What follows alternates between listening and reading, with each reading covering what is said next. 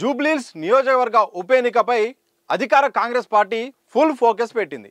అభ్యర్థిని ఖరారు చేయడానికి అన్ని రకాలుగా ప్రయత్నాలు కూడా చేస్తుంది. ఒకవైపు ఇప్పటికే సర్వే కూడా నిర్వహించింది, మరోవైపు కమిటీ కూడా నిర్వహించి దాంట్లో 3 మంత్రులను కూడా భాగస్వామ్యం చేసింది. దాంతోపాటు వివిధ రకాల నేతలతో కూడా అలాగే ఫీల్డ్లో ఉన్న పరిస్థితులను కూడా ఆరా తీసింది.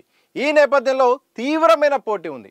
ఎందుకంటే అధికార పార్టీ కావడంతో గెలుపుకు అవకాశాలు ఎక్కువ ఉండడం, దాంతోపాటు ఇక పోటీ కూడా అదే సందర్భంలో కూడా ఉంది. దీంతో ఇటు నవీన్ యాదవ్ పోటీ పడుతున్నారు, అలాగే కాంగ్రెస్ సీనియర్ నేత అంజన్ కుమార్ యాదవ్ బరిలో దిగుతున్నారు. దాంతోపాటు ఇటు బొంతు రామ్మోహన్ పేరు వినిపిస్తూ ఉంది, సిఎన్ రెడ్డి పేరు వినిపిస్తూ ఉంది, ఇంకా చాలామంది కూడా పేర్లు అయితే వినిపిస్తున్నాయి. వాళ్ళ స్థాయిలో వాళ్ళు కూడా లాబింగ్ చేస్తున్నారు. ఇటు ఢిల్లీ పెద్దల్ని కలవడం, అలాగే రాష్ట్ర స్థాయిలో కూడా తమ పలుకుబడి ఉపయోగించి ఎలాగైనా ఈసారి టికెట్ సాధించాలి, టికెట్ సాధిస్తే సగం గెలిచినట్టే అని కూడా ఆశావాళ్ళు అయితే చూస్తున్నారు. ఇలాంటి సందర్భంలో ఒక కీలకమైన అప్డేట్ అయితే వచ్చింది. అది ఆదివారం రోజు దిశ దినపత్రికలో కూడా ప్రధానంగా తీసుకోవడం జరిగింది.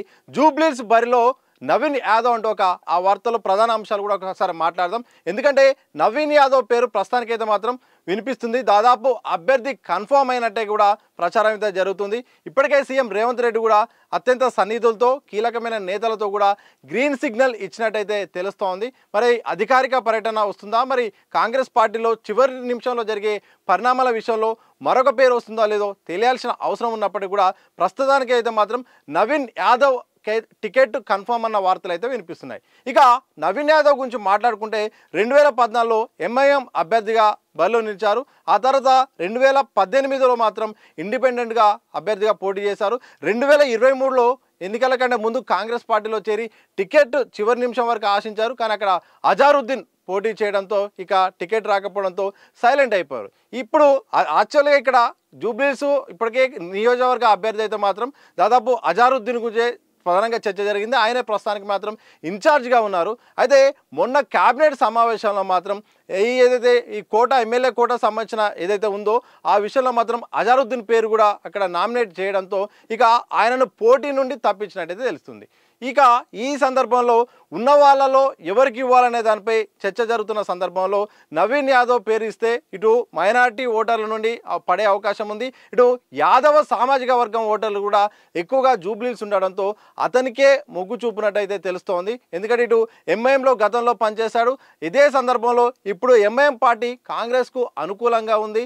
ఈ సందర్భంలో ఆయన పేరును ప్రతిపాదిస్తే మేము మద్దతు ఇస్తున్నామంటూ కూడా ఇప్పటికే ఆ పార్టీ చెప్పినట్టు తెలుస్తోంది. ఇలాంటి సందర్భంలో గతంలో పోటీ చేసి ఓడిపోయిన సానుభూతి, అలాగే యాదవ సామాజిక వర్గం, అలాగే బీసీ సామాజిక వర్గం ఓట్లు కూడా పనిచేసే అవకాశం ఉంది.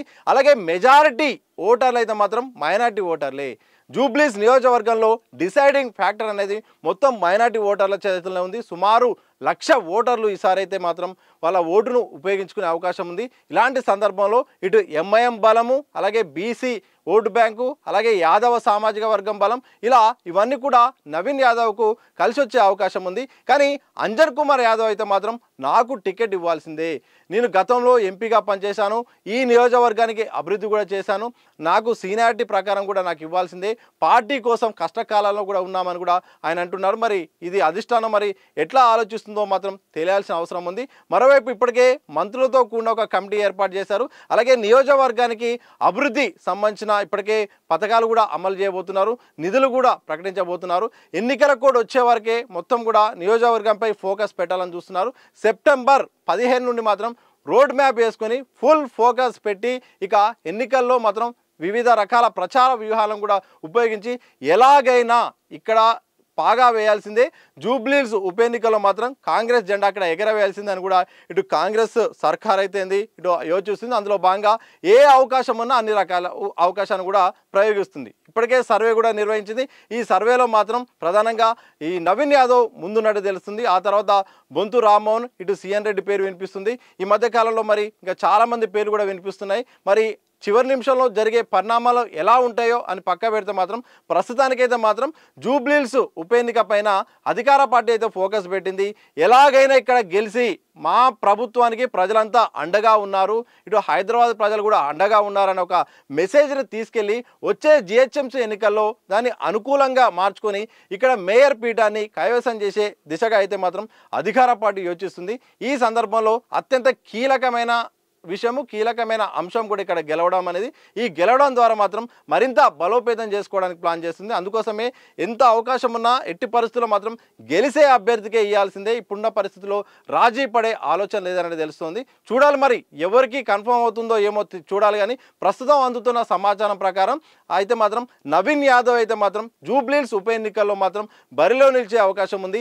ఆయనకే టికెట్ కన్ఫర్మ్ అవుతున్నట్టు తెలుస్తుంది. మరి ఆశావాళ్ళు మరి చివరి వారు చేస్తున్న ప్రయత్నాల్లో భాగంగా మరి ఎవరికైనా వచ్చే అవకాశం ఉందా?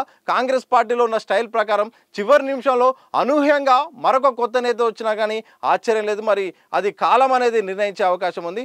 ఎలాగైనా గెలిసే లక్ష్యంగా అయితే అడుగులేస్తుంది. ఎంఐఎం మద్దతుతో ముందడిగేస్తుంది. భవిష్యత్తులో ఇక వచ్చే మేయర్ ఎన్నికల్లో మాత్రం అనుకూలంగా పడేలాగా, అలాగే స్థానిక ఎన్నికల్లో కూడా మాకు ప్రజలంతా అనుకూలంగా ఉన్నారని ఆ యొక్క భరోసాగా వెళ్ళేలాగా కూడా ప్రయత్నాలు చేస్తుంది. ఇక ఈ నేపథ్యంలో మాత్రం జూబ్లీహిల్స్ ఉప ఎన్నిక అనేది మాత్రం చాలా సీరియస్గా అధికార కాంగ్రెస్ పార్టీ తీసుకుంది. ఇక త్వరలో మాత్రం ఇక ఫుల్ ఫోకస్ అయితే నియోజకవర్గంపై పెట్టబోతుంది. చూడాలి మరి ఈ రాజకీయాలు ఎలా దారితీస్తాయి, మరి అభ్యర్థి విషయంలో మాత్రం జరిగే పరిణామాల నేపథ్యంలో కాంగ్రెస్ పార్టీ మరి ఎట్లా వీటిని కోఆర్డినేట్ చేస్తుందనే మాత్రం తెలియాల్సిన అవసరం ఉంది. మరి మీరేమనుకుంటున్నారు?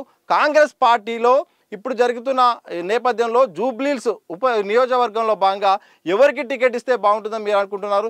ఎవరికి టికెట్ ఇస్తే గెలిచే అవకాశం ఉందని మీరు అనుకుంటున్నారు? కామెంట్ చేసి చెప్పండి.